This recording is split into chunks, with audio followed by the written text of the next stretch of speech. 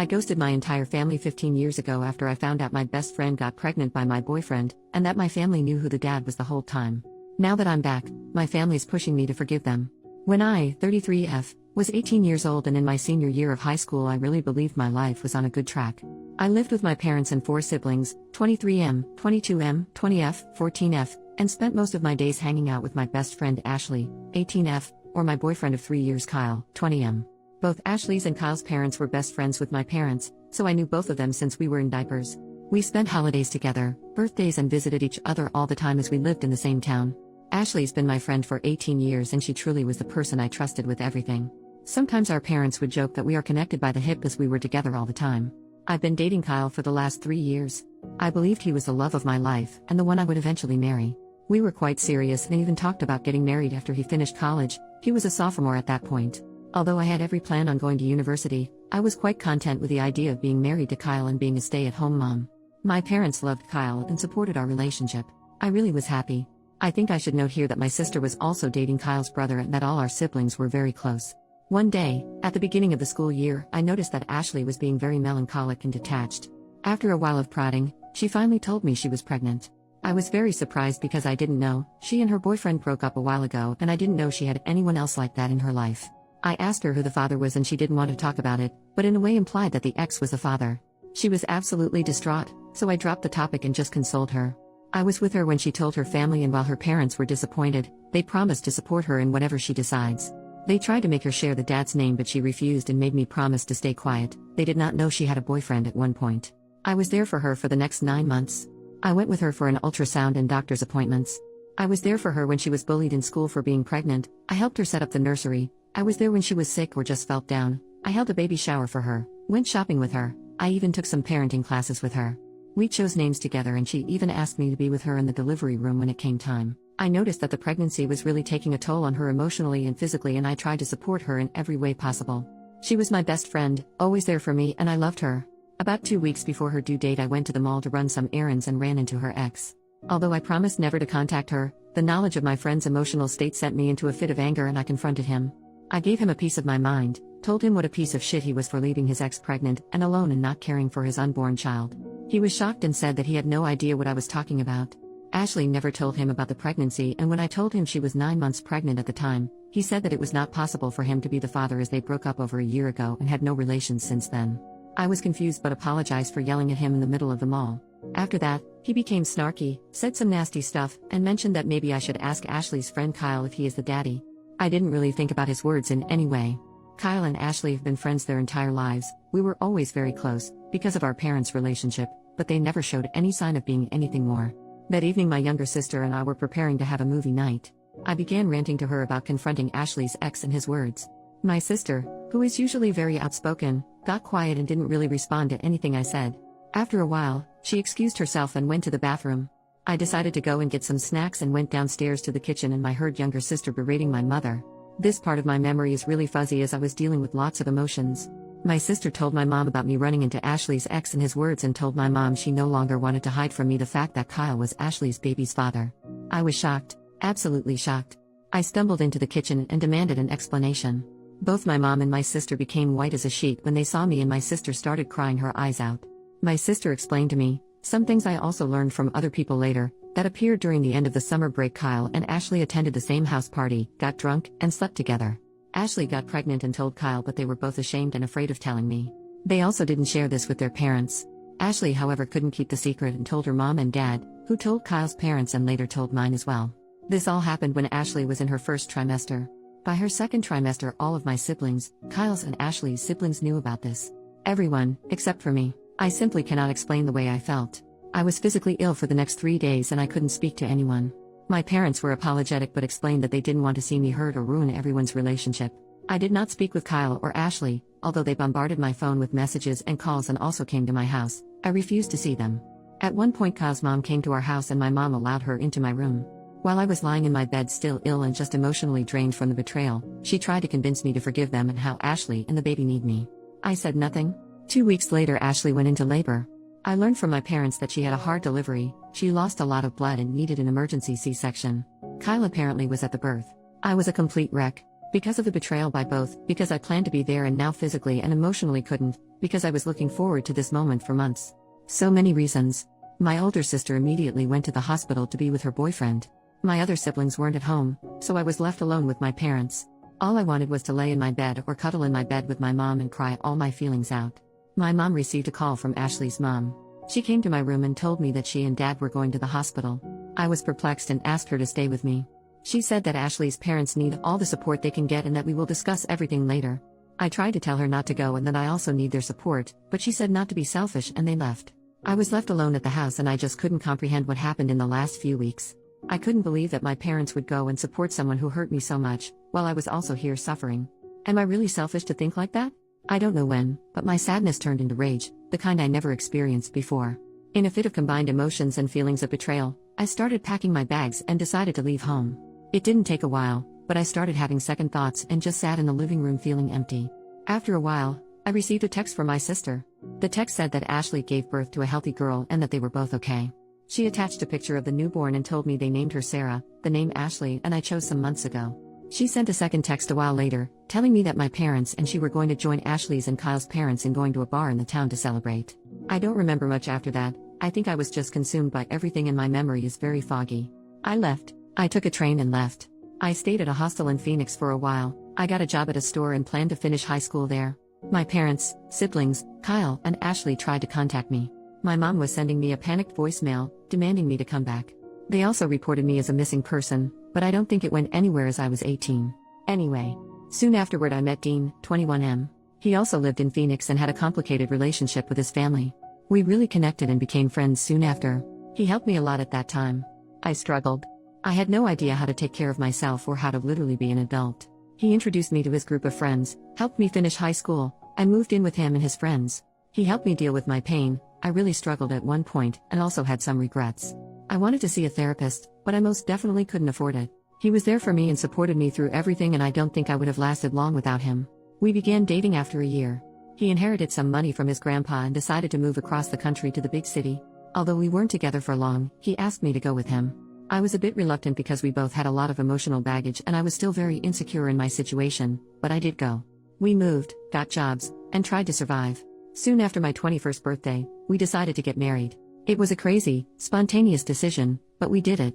I enrolled in university and Dean helped me pay for it. He himself opened a company that took off pretty nicely and we were able to live more comfortably. I was in uni and also worked a part-time job to contribute. We had our ups and downs but somehow survived. After uni, I started working in his company and we slowly built it up. When I look back now, I don't think I was in love with Dean when we got married. I loved him, but I wasn't in love. But he was there for me, always, unconditionally, and today I don't think I could love him more. He is the love of my life. We've been married for 12 years now and we have a 2-year-old son and a 6-month-old son. Sometimes I regretted leaving my family behind, but I just couldn't go back. It was very painful. I felt like my parent chose Ashley and Kyle over me. I did go to a therapist when I was 25 and tried to deal with my emotions. Last year, at the beginning of the pandemic, I received an email from a 14-year-old girl named Evelyn. She explained that she was my niece, my older sister's and Kyle's brother's kid. She knew about me and wanted to meet me. Although I was reluctant to speak to her, we did exchange some emails. Let me note that she did not know what transpired 15 years ago, so the conversations were pretty innocent. We talked about her school, interest, and she talked about my family. I learned I had 10 nieces and nephews. I also learned that Kyle married Ashley 4 years after I left and had 2 sons besides Sarah.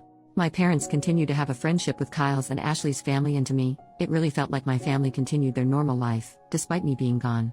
She tried to talk to me about what happened, but I didn't really think it was my place to explain things to her, so I simply said that relationships change and things happen in life that make us go our separate ways. We continued talking every so often for almost a year. In her email, this January, she expressed how the pandemic had a big effect on her entire family and how my parents were struggling to keep their house and both my brothers lost their jobs and struggled to keep up with the cost. I was surprised at her knowledge of this as she was only 14, but the hardship was also causing tensions between her parents. I started to deal with a lot of guilty feelings and regrets. I also just had my baby, so that was causing me lots of emotions. I talked to my husband and he was very supportive and told me that he would be there for me for whatever I decide. We are financially stable and thankfully the pandemic didn't have a great impact on our finances. We are not rich but are able to live comfortably. After learning some more details and talking with Dean, we decided to help my parent with their house. A week ago we flew back to my home state. I saw my family for the first time in 15 years. I had so many emotions, regrets, pains from the past, feelings of betrayal. My parent was, I think, relieved to see me. It was just such a weird day. We had a lengthy conversation and agreed to try and have some sort of cordial relationship. It's been so long and I am very awkward with them.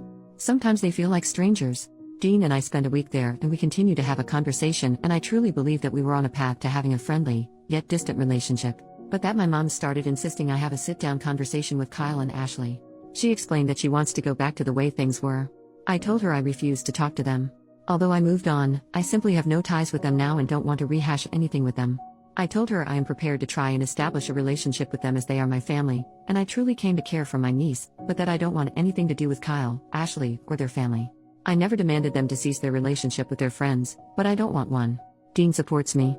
My mom called me selfishly and said that I simply must try and heal our relationship. I told her I will not negotiate and that it's on her to decide whether or not she wants to have a relationship with me. She said okay.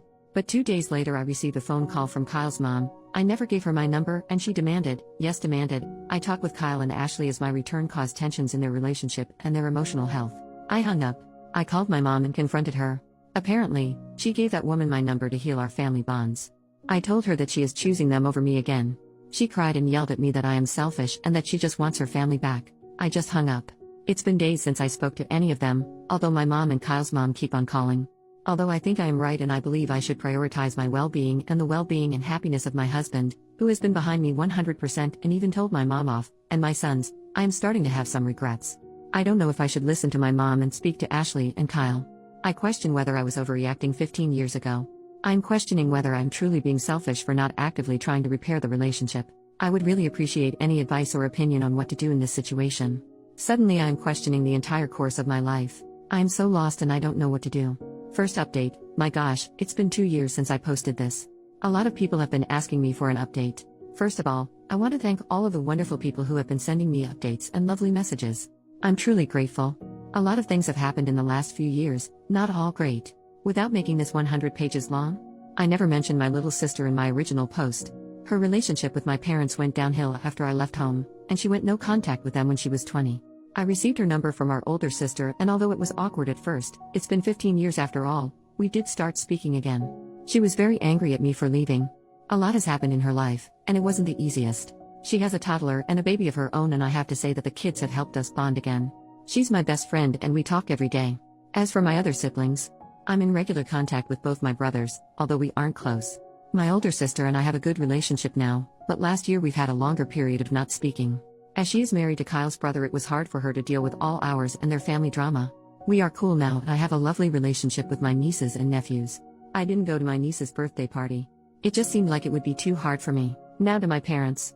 This one is a little painful for me to write, and at the time it felt like I was reliving all those crappy emotions I had at 18. My mom didn't let up with her pestering over me not talking with Kyle and Ashley. Her calls for that continued for months, even after I was home again. It bordered on emotional blackmail. She blamed me for not honoring her wishes for her friendship problems and health problems, and even accused me of keeping her grandbabies from her. Last June I had my daughter and it seems like that sent her completely over the rail. What I mean by that, 100 plus calls a day, messages every 20 minutes to pester me about random things, sending me updates about people I never want to know about. When she started pestering Dean, I was done. I was afraid to block her, so I spoke to my father. This was probably the first time in the last 17 years that we had a true heart-to-heart conversation. I was emotionally drained, tired from caring for 3 children, and just over everything. I've probably poured all my feeling and emotions onto him. I don't know what happened to them afterward. He doesn't speak much about it. Her calls slowly ceased and something else must have happened because in August he filed for a divorce. My father and I are in regular contact, although I don't think we'll ever be back to normal. Mom is devastated. In August her calls became insane, and apparently not just with me. I've changed my number since then, and as of February, she has not been able to reach me. I've been told by one of my brothers that she has problems with anxiety and depression, and lost a lot of friends. I don't really know whether or not she continues to have a relationship with Kyle and Ashley's family. I don't want to have anything to do with her anymore, nor do I want her near my kids. The things she said to me, about me and about my husband, whom she really doesn't know, and after 15 years of no contact is crazy. Although I regret not having a mom, I feel like trying and fighting to repair the little remnants of our relationship would be a waste of my emotional energy and just pure torture. As for Kyle and Ashley, I've received some calls from Kyle's mom as I mentioned in my original post. I blocked her and no other calls have been received from anyone. I really don't know what they are doing or where they are. I've had no contact with them. The only thing that really happened is that, in August when crap went downhill, my brother-in-law, Kyle's brother, brought me a letter apparently written by Ashley. I've not opened it and I really don't know if I want to. I feel like I've moved on from them, but on the other hand, I'm curious as to what she has to say after so many years. However, that in itself could bring back bad emotions. I'm doing okay now, with my babies and Dean, who is a real trooper in all of this. I'm trying to focus on my family, and I really hope that this is all behind me. To all of you, thank you, again. If anything else happens, I'll try to update sooner. Second update, 1 month later. Dear everyone, I have no idea if anyone will see this, but during the last few months since I posted my update, I have received many messages with advice and words of support. I have no way of thanking you, but know that your words truly mean a lot to me. I try to reply to everyone, but it sometimes takes me a while. A lot of questions have been asked in these messages and I can't answer them all at this time. I plan on updating soon. Just to quickly answer the most common ones. 1. I have not read the letter yet. Soon after updating, I started therapy again in Dean and I decided that it would be best if I gave the letter to my therapist and let him decide when and if I am ever ready to read it. 2. I have not spoken to my mom since the update. I've received messages on Facebook from her and Ashley's mom, which is a first. The latter I didn't even read. I've since deactivated my Facebook for the time being. 3. Neither Kyle nor Ashley tried to contact me via any social media. The only thing I know is that Kyle was asking my brother-in-law for my address or number, but brother-in-law refused them. That's when Ashley gave him the letter. Brother-in-law is in no contact with his family at the moment. 4. They are separated as per my brother-in-law, but he does not know whether they are divorced or not. 5. Last week my dad was in town. He does not know my address and has never been to my house. For the first time in almost 2 decades, we had an open, honest conversation. I have to admit it was a lot and I was not good for a few days afterwards. But it was necessary. I learned a lot about my mom. A lot of you tried to imply there must have been something in her past to make her the way she is, and the time between them learning Ashley was pregnant and my return 2 years ago. It's a lot to unpack and I'll probably be in therapy for a long time. It's a lot really, so I'll have to write a separate update. 6. Also, my little sister. She was not at fault and I never blamed her for hiding the secret from me. She was a teen and she knew it was wrong, but she was put under a lot of pressure by our mom. After I left, her life was hell and our mom was insufferable and blamed her for a lot of things. Again, thank you for your words of support and encouragement. Lots of you sent words for Dean as well and he has read them. You are right, he is the best and I probably would not have been where I am today without him. Please appreciate your families, if they are there for you in good and bad of course. Call your parents and sibling and tell them how much you love them. In moments like this, we realize how much we undervalue the good people in our lives. Thank you and I hope you are all well. Third update, 2 months later in a comment. Hello. She was never bullied before really, it started after she got pregnant. Our state is pretty conservative, so it wasn't well received that she was pregnant, unmarried, and without a partner. There was no physical violence, people were quite mean and kept reminding her of her mistakes. I don't know if people knew that he was the father, I always just assumed it was because she was pregnant. I've learned from my dad that apparently they weren't hooking up with each other before, but that could be a lie, but apparently she did like him, so it wasn't really just an awkward, drunk one-night stand with just anyone. Knowing this fact would probably kill me back then, but I sort of assumed without being told. Her ex suspected it. They didn't date anymore at the party, but I think he also never liked Kyle, so seeing them together like that was a red flag. I wasn't a party animal, nor was she, but I don't know if they just went that day. I don't remember if they went together or separately, but I'd assume the latter. She did have other friends after all, who enjoyed night outs. The drunkenness part. I really don't remember them being that heavy drinkers. At least I never saw her drunk to the point that she was reckless or had a loss of memory. So I never really believed that part much, but I wasn't there. And really it doesn't matter, drunk or not, it was a betrayal. I read some of Kyle's texts back then. I never answered any of the phone calls or anything. I never spoke to them after I learned that he was the father. I kinda regret that now. Maybe it would have been more beneficial for everyone if I gave them a good earful, expressed all the pain, and gone no contact after that, but I just wasn't in the right state of mind and I was sick a lot back then. This current letter is from her and I haven't read it yet. At this point, I believe that my mom is grieving the loss of a tight family and friendship unit that we had when I was younger and mother relationship. She has yet to realize that none of her 5 kids speak or see her. None of her grandchildren see her. None of us, as far as I know, speak to her. That in itself would be the end for me. I can't imagine what emotional state she must be in. We all agree that she needs psychological or psychiatric help. She refused. Dad and eldest brother tried, but you can't convince someone like that.